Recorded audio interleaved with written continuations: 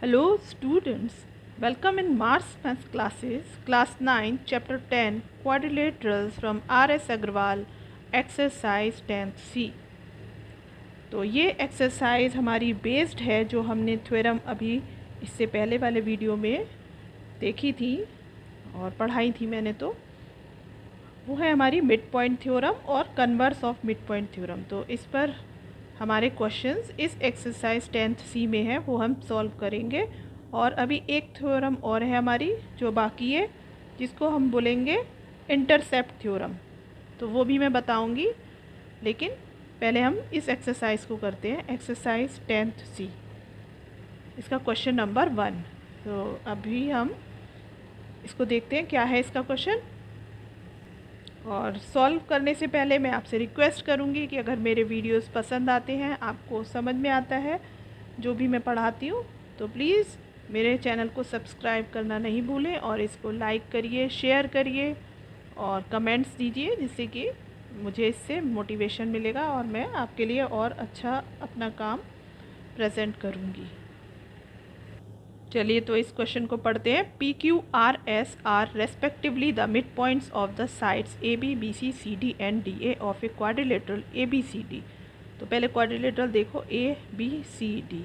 अब इस पर जो हमारा पी पॉइंट है वो ए बी का मिड है, बी सी का क्यू और सी डी का आर और ए डी का S. P Q R S जो है मिड पॉइंट्स हैं इनकी, ठीक है, इस क्वाड्रिलेटरल के। अब हमें क्या शो करना है, show that P Q is parallel to A C. Watch करिए, ये पी क्यू ये ए सी के पैरेलल है और पी क्यू हमारी हाफ भी है, हाफ ऑफ ए सी। ये जो पी क्यू है इस पूरी ए सी की हाफ है, ये प्रूफ करना है। दूसरा है P Q is parallel to S R. अब पी क्यू को वॉच करिए ये, और एस आर को देखिए, ये दोनों आपस में पैरेलल हैं। तीसरा हमें प्रूफ करना है P Q R S is a parallelogram. ये जो आपको मिड पॉइंट से बनेगा, ये जो क्वाड्रिलेटरल के मिड पॉइंट्स लिए हैं, ज्वाइन करे हैं, ये हमारा पैरेलोग्राम होगा। तो ये हमें 3 यहाँ पर पार्ट्स हैं जो हमें सॉल्व करने हैं। तो देखिए क्या करेंगे। चलिए तो इसके सॉल्यूशन को समझते हैं। ये फिगर ड्रॉ हो गई हमारी। यहाँ पर हमें पहला पार्ट जो प्रूफ करना है, P Q is parallel to A C. ये जो पी क्यू ये ए सी के पैरेलल है। तो आप ज़रा वॉच करिए, ये जो ए सी है ये हमारा इस quadrilateral A B C D को 2 ट्रायंगल्स में डिवाइड कर रहा है, एक तो ए बी सी और दूसरा ए सी डी। तो आप वॉच करिए ए बी सी, ठीक है। तो हम सॉल्यूशन में इसमें करेंगे, ये तो हमने टू प्रूफ फर्स्ट पार्ट लिखा है। अब आप प्रूफ डाल दो, या तो प्रूफ डाल दिया हमने पहले पार्ट के लिए। तो इसमें हम लिखेंगे in triangle A B C. A B C में हमारे पी और क्यू हमारे मिड पॉइंट हैं, किसके, ये जो साइड ए बी है और बी सी, ठीक है। तो जब ये मिड पॉइंट होते हैं हमारी साइड के, तो हमारी मिड पॉइंट थ्योरम आपको रिमाइंड करा दें, क्या थी हमारी mid point theorem. The line segment joining the mid points. ये जो मिड पॉइंट से जो लाइन सेगमेंट जॉइन हो रहा है, the mid points of any 2 sides of A triangle, in 2 sides के, ठीक है, इस पैरेलल, वो पैरेलल होगा किसके, टू द थर्ड साइड। ये जो थर्ड साइड है इसके पैरेलल होगा, and equal to half of it, और ये इसका हाफ भी होगा, ए सी का हाफ होगा पी क्यू। तो हम सिंपल यहाँ पर लिख देंगे कि P Q is parallel to A C in triangle A B C. यहाँ पर लिखो, यहाँ पे पूरी थ्योरम एक्सप्लेन करने की ज़रूरत नहीं है, ये तो मैंने आपको बताने के लिए की है। आप लिखेंगे in triangle A B C P Q is parallel to A C and P Q is equal to half of A C. यहाँ पे ब्रैकेट में लिख दो by mid point theorem. Theorem इसीलिए पढ़ी थी हमने, ठीक है। ये सब जो हो गया ये मिड पॉइंट थ्योरम की वजह से सब हो गया हमारा। यहाँ पे हमें पूरा प्रूफ नहीं करना पड़ा, क्योंकि यहाँ पे पी और क्यू मिड पॉइंट है इन दोनों साइड्स के। तो पहला तो simple bye mid point theorem हो गया। अब हम सेकंड पार्ट देखते हैं कि हमें क्या प्रूफ करना है। तो सेकंड पार्ट में हमारा है P Q is parallel to S R. देखो ये हमारी पी क्यू है और ये एस आर है। तो अब इन दोनों साइड को पैरेलल करना है। तो अब इसका और इसका आपस में रिलेशन किस तरीके से आएगा, तो हम यहाँ पर तो हमने मिड पॉइंट थ्योरम इस ट्रायंगल से लेकर के लगाई थी। अब एस आर के लिए हम ऊपर वाले ट्रायंगल से लगाएंगे जो कि ए सी डी है।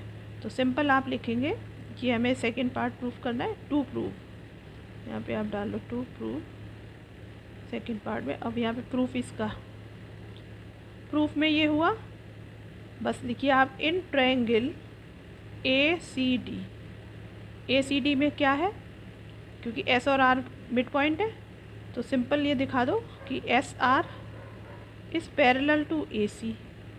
ये जो एस आर है हमारा ए सी के पैरेलल होगा। एंड दो चीज़ें होती है ना मिड पॉइंट थ्योरम की, एक पैरेलल होता है और एक हाफ वाला। और एस आर हमारी क्या होगी, S R is equal to half of A C. अब बस यहाँ पर क्या लिखेंगे, बाय मिड पॉइंट थ्योरम, बस यहाँ पर THEOREM, ये तो हमारा मिड पॉइंट थ्योरम से हमने बता दिया। तो इसमें ये वाली बात कहाँ से आई कि पी क्यू और एस आर, ये तो आपका हमें पी क्यू और एस आर के लिए देखना है। तो हम देखेंगे कि जब हमारी पी क्यू जो थी वो ए सी के पैरेलल थी और एस आर जो है वो भी ए सी के पैरेलल है। पी क्यू हमारे फर्स्ट पार्ट से हो गई थी पैरेलल ए सी के, और एस आर हमारे सेकेंड पार्ट से हो गई थी ए सी के पैरेलल। तो जब दो लाइन किसी एक ही सेम लाइन के ही पैरेलल है तो वो आपस में भी पैरेलल होती है। तो अब आप इसको लिख सकते हैं कि दोनों पार्ट से। तो अब लिखने के लिए आप ऐसे लिख दीजिए, इसको फर्स्ट पार्ट मान लो, यहाँ पे फर्स्ट डाल दूँ मैं, ऐसे लिख देते हैं फर्स्ट, और यहाँ पर ये हमारी सेकंड बात है तो लिख देना बस from first and second, from first and second क्या क्या मिला। देखो यहाँ पे फर्स्ट में ये है पी क्यू एस आर के पैरेलल और ए सी भी एस आर के पैरेलल है, तो ये तीनों आपस में पैरेलल हो गए। तो from first and second P Q is parallel to S R is parallel to A C, तीनों का रिलेशन दिखा दिया, आपस में पैरेलल है। और हमें तो केवल इतना बताना है कि P Q is parallel to S R, ये वाला हमें, तो P Q is parallel to, hence P Q is parallel to S R. हमें तो केवल पी क्यू और एस आर का आपस में बताना था। देखो ये पी क्यू ये एस आर, तो P Q is parallel to S R. आया समझ में कि नहीं आया, एक बार फिर से बताएं। देखो फर्स्ट पार्ट से हमारा पी क्यू जो था ए सी के पैरेलल था, और सेकंड में हमारा जो ट्रायंगल था उसमें एस आर भी ए सी के पैरेलल था। तो जब दोनों ही साइड ए सी के ही पैरेलल हैं तो ये आपस में भी पैरेलल होगी। तो फ्रॉम फर्स्ट एंड सेकंड, ये हो गया हमारा सेकंड पार्ट प्रूव। अब देखते हैं थर्ड पार्ट क्या कह रहा है। तो थर्ड पार्ट डाल देते हैं, P Q R S is a parallelogram, ये हमें प्रूव करना है। P Q R S is a parallelogram, ठीक है। तो इसके लिए हम पैरेलोग्राम की प्रॉपर्टी यूज़ करेंगे। तो प्रॉपर्टी हमारी क्या कहती है, वॉच करिए ज़रा, पैरेलोग्राम ये क्यों होगा। पैरेलोग्राम की प्रॉपर्टी ये होती है कि अगर किसी क्वाड्रिलेटरल में, तो यहाँ पर हमारा quadrilateral P Q R S की बात करें, अगर किसी क्वाड्रिलेटरल में एक पेयर ऑफ साइड पैरेलल भी हो और इक्वल भी हो, मतलब अगर ये पी क्यू और एस आर आपस में पैरेलल भी होंगे और इक्वल भी होंगे, तो फिर ये पी क्यू आर एस जो होगा वो पैरेलोग्राम होगा, ठीक है। तो हमें बस यहाँ पर ये बताना है कि ये पी क्यू और एस आर ये आपस में पैरेलल हैं और ये इक्वल भी हैं, ये बताना है। तो ये तो हमारा देखिए कैसे, ये हमारा ऑलरेडी है, तो हम यहाँ पर लिख देंगे कैसे होंगे। तो यहाँ पर देखिए पी क्यू और एस आर तो हमारे ये सेकेंड पार्ट से हो ही गए थे पैरेलल, तो यहाँ पर लिखेंगे because P Q is parallel to S R, है ना। ये तो सेकेंड प्रूव्ड लिख देंगे, प्रूव्ड अबव। प्रूव्ड है, तो यहाँ पे केवल प्रूफ डाल देते हैं। और P Q is equal to half of A C from first part, और S R also half of A C, ये और ये हाफ ऑफ ए सी के इक्वल है, क्योंकि मिड पॉइंट थ्योरम से हमने अभी पहले पार्ट में बता दिया था कि P Q half of A सी और एस आर भी हाफ ऑफ ए सी है। तो दोनों ही जब हाफ ए सी के बराबर हैं तो ये आपस में भी बराबर हो, ठीक है। तो यहाँ पर हम लिख देंगे फ्रॉम, यहाँ पर ये और ये जो है आपका प्रूव्ड डाल देते हैं बस। ये भी हमारा प्रूव्ड है, ये भी प्रूव्ड है, ये भी प्रूव्ड है, और ये भी प्रूव्ड। आप ये भी लिख सकते हो यहाँ पे फ्रॉम पार्ट फर्स्ट, और ये फ्रॉम फर्स्ट फ्रॉम से, ये वाला फर्स्ट से, ये सेकंड से, ठीक है। अब मैंने प्रूव लिख दिया क्योंकि ये ऑलरेडी हम प्रूव कर चुके हैं। Hence P Q is equal to S R, hence ना लगा के देयरफॉर लगाते हैं, हैंस लास्ट में लगाएंगे। Therefore P Q is equal to S R, और पी क्यू और एस आर पैरेलल भी हैं और इक्वल भी आ गए। तो इसका मतलब जब क्वाड्रिलेटरल का अभी मैंने बताया एक पेयर पैरेलल है और इक्वल भी है, तो फिर वो जो क्वाड्रिलेटरल बनेगा वो पैरेललोग्राम होगा। हैंस लगा के लिख दीजिए, hence P Q R S is a parallelogram. तो हमारे ये तीनों पार्ट प्रूव हो गए और बहुत ही इजी थे, सिंपल। आपको मिड पॉइंट थ्योरम का यूज़ करना है। पैरेललोग्राम की थोड़ी सी प्रॉपर्टी भी पता होनी चाहिए, थोड़ी नहीं बल्कि सारी ही पता होनी चाहिए। सब मैं एक्सप्लेन कर चुकी हूँ अपने पहले वीडियो में, ठीक है। चलिए सेकंड क्वेश्चन करते हैं।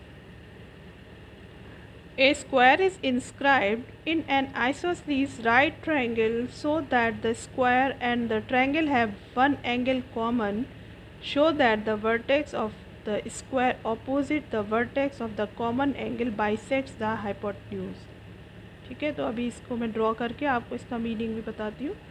तो पहले सिंपल समझ ही लीजिए आप कि एक स्क्वायर बनाया गया है अंदर किसके, आइसोसेलेस राइट ट्रायंगल। हमारा एक राइट ट्रायंगल है और वो आइसोसेलेस भी है, उसकी दो साइड इक्वल हैं। तो वो इस तरीके से स्क्वायर ड्रॉ किया गया है कि so that the square and the triangle, कि स्क्वायर और ट्रायंगल का एक एंगल कॉमन होगा, ठीक है। शो दैट द वर्टेक्स, अब हमें बताना है कि वर्टेक्स जो है स्क्वायर का opposite the vertex of common angle, जो कॉमन एंगल के ऑपोजिट में पड़ेगा वर्टेक्स, वो बाइसेक्ट करेगा हाइपोटेन्यूज को। जो हमारा राइट आइसोसेलेस ट्रायंगल है, जो वो हम स्क्वायर ड्रॉ करेंगे तो उसका एक वर्टेक्स जो होगा वो हाइपोटेन्यूज को दो भागों में इक्वल बांटेगा। तो अभी फिगर ड्रॉ करेंगे और अच्छे से क्लियर होता है आपको। तो देखिए ये हमारा एक राइट ट्रायंगल है जो कि आइसोसेलेस भी है, मतलब A B is equal to A C हमारा है, ठीक है। और अब इसमें एक स्क्वायर ड्रॉ कर लो। तो इस तरीके से हम एक स्क्वायर ड्रॉ कर लेते हैं। इसको नेमिंग कर दीजिए, ए बी सी हो गया, इसको डी डाल लीजिए, यहाँ पर ई और ये एफ, ठीक है। अब इन्होंने बोला है कि एक एंगल जो है स्क्वायर का वो कॉमन है उस ट्रायंगल के। तो देखो ये स्क्वायर हो गया हमारा ए डी ई एफ, और इसका हमारा एक एंगल ए और ट्रायंगल का भी यही एंगल ए है, तो कॉमन हो गया ये एंगल। अब बोला है show that the vertex of the square opposite the vertex of common angle, जो कि कॉमन एंगल के ऑपोजिट में है वर्टेक्स किसका, स्क्वायर का, वो क्या कर रहा है, बाइसेक्ट कर रहा है हाइपोटेन्यूज को। तो हमें यहाँ पर E B is equal to E C prove करना है। ये हाइपोटेन्यूज हो गया बी सी, यहाँ पर ये और ये हमें इक्वल प्रूव करना है, ई बी और ई सी। तो यहाँ पे टू प्रूव में तो ये हो जाएगा, और गिवन में हमारा A B C right triangle, right isosceles triangle है, और A D E F is a square inscribed in a triangle. तो देखो अब हम इसमें हमें ये साइड जब इक्वल प्रूफ करनी है तो सोचना पड़ेगा। यहाँ पर कोई मिड पॉइंट वाला कॉन्सेप्ट तो दिख नहीं रहा है। तो हम जब हमें कुछ साइड इक्वल करनी होती है तो हमने देखा है कि कॉन्ग्रुएंसी बहुत यूज़ होती है हमारी ट्रायंगल्स में। तो कुछ ऐसा सोचते हैं कि यहाँ पर कॉन्ग्रुएंसी लगा के देखें। ये जो हमारे दो ट्रायंगल बन रहे हैं BED और ये ECF, ठीक है। तो ये दोनों ट्रायंगल लें, लेकिन उससे पहले हमें क्या क्या ज़रूरत पड़ेगी, क्या क्या हमारे पास नोन है, गिवन है, उसका यूज़ करते हैं। तो AB और AC हमारा इक्वल है, ठीक है। अब आप सोचो अगर आपको ये ट्रायंगल ज़रूरत पड़ रही है BDE और EFC, तो इसमें देखो फिर क्या साइड एंगल क्या हो सकता है, कुछ इक्वल हो सकता है। तो क्योंकि यहाँ ADEF ये स्क्वायर है, तो यहाँ पर ये 90, चारों एंगल 90 होंगे ना। तो ये 90 है इधर, तो इस साइड भी 90 ही होगा, इधर भी ये 90 है तो इधर भी 90। मतलब हमें इसमें एक चीज़ तो ये मिल गई 90 डिग्री, यहाँ ये भी 90 डिग्री। और ये स्क्वायर की साइड्स आपस में इक्वल होंगी, तो यहाँ पर EF is equal to DE, मतलब मैं मार्क कर दे रही हूँ, ये और ये इक्वल हो गई, चारों ही साइड इक्वल हैं आपस में। तो हमें तो इसकी ज़रूरत है, तो ये इस ट्रायंगल की EF साइड और इधर ED के इक्वल हो जाएगी। तो एक एंगल मिला इक्वल 90 डिग्री का, एक हमें साइड मिल गई इक्वल। अब तीसरा हम क्या देखें, कुछ और भी देखते हैं। क्या ये एंगल हमें पता चल रहा है, कुछ अभी नहीं पता चला ऐसे कुछ, तो फिर और क्या यूज़ कर सकते हैं, ठीक है। ये एंगल हमें पता है क्या, नहीं पता है। वैसे आप अगर चाहें तो इन एंगल का यूज़ कर सकते हैं। अब सोचो कैसे, वो इस तरीके से, क्योंकि ये आइसोसेलेस ट्रायंगल है ना हमारा ABC, तो AB is equal to AC, ये साइड इक्वल होंगी, ठीक है। और जो साइड इक्वल होती हैं उनके ऑपोजिट एंगल्स भी इक्वल होते हैं आइसोसेलेस ट्रायंगल में, ठीक है। तो angle opposite to equal sides are equal, तो मतलब ये दोनों एंगल भी इक्वल होंगे, ठीक है। चाहे तो आप ऐसे ले सकते हैं कि ये एंगल जो एंगल C है एंगल B के इक्वल ले लें। देखो मैं आपको और बता रही हूँ, ज़रूरी नहीं है कि आपको मेरे ही तरीके से समझ में आएगा। आपके दिमाग में ये वाली चीज़ स्ट्राइक कर सकती है कि हम A और S, ठीक है, ये वाला रूल ले लें, एंगल एंगल AAS रूल लगा करके हम कॉन्ग्रुएंट कर सकते हैं। या फिर दूसरा क्या तरीका है, देखो ये पूरी साइड हमारी AB AC के इक्वल है और AD हमारी AF के इक्वल है, क्योंकि ये तो ट्रायंगल की साइड्स हो गई इक्वल और ये स्क्वायर की हो गई AD और AF, ठीक है। अब देखो यहाँ पे लिख करके दिखा रही हूँ मैं, तो हमें ये तो प्रूफ करना है। अब प्रूफ, तो पूरा एक्सप्लेनेशन तो मैंने आपको इसलिए दिया है कि आपको पूरा आपका जो दिमाग है ना पूरा खुल जाए कि आखिर आप कैसे कैसे क्या क्या सोच सकते हैं, इसलिए, ठीक है। अब हम लिखेंगे प्रूफ में कि AB is equal to AC, ये तो गिवन है, आइसोसेलेस ट्रायंगल है तो गिवन ही है। और AD is equal to AF, ये हमारा स्क्वायर है इसलिए, ठीक है, side of square, sides of square. अब हम क्या करें, AB में से इतना पार्ट सब्ट्रैक्ट कर दें, AD मतलब इन दोनों को आपस में सब्ट्रैक्ट कर दें। तो हमने लिखा है फर्स्ट माइनस सेकंड कर दो, चलो इसको फर्स्ट मान लो और इस वाले को सेकंड मान लो। तो फर्स्ट माइनस सेकंड करा है हमने, तो AB minus AD is equal to, AB में से AD करा और AC में से AF, AC माइनस AF, ठीक है।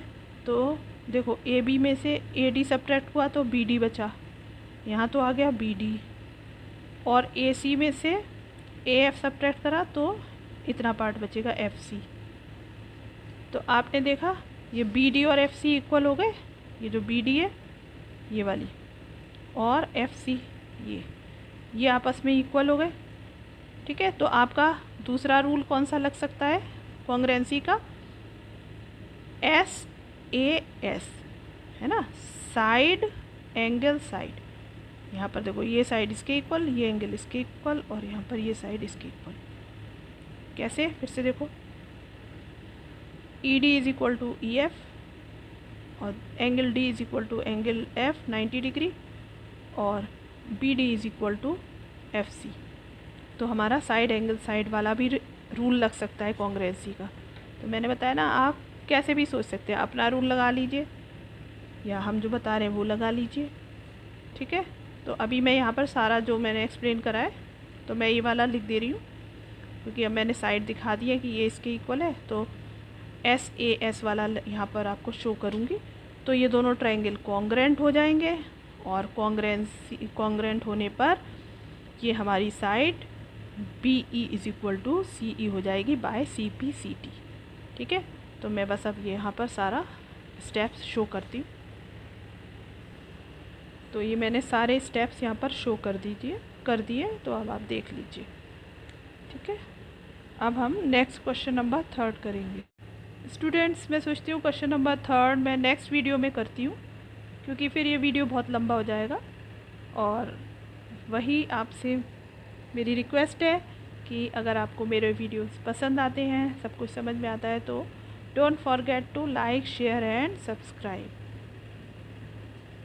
और क्या करना है आपको, कमेंट्स दीजिए। कमेंट्स देंगे तो मुझे पता चलेगा कि आपको कैसा लग रहा है। डोंट फॉरगेट टू लाइक, ये इसलिए लिख रहे हैं जिससे कि अभी आप चैनल की लिंक पर जाइए और सब्सक्राइब कर दीजिए।